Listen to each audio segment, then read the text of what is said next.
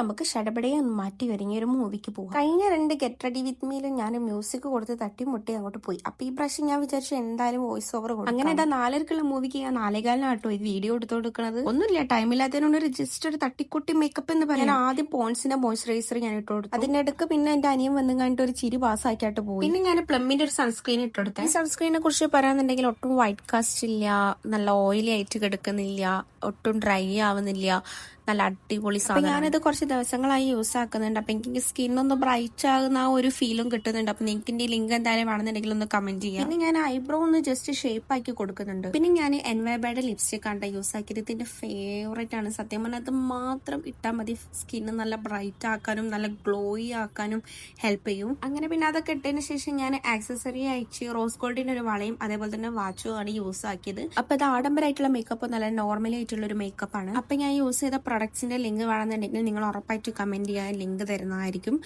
അപ്പം ഞാൻ ഓടി പോയി സിനിമ കണ്ടിട്ട് വരാം. അപ്പം ഇനി അടുത്ത വീഡിയോയിൽ കാണാം. ബൈ.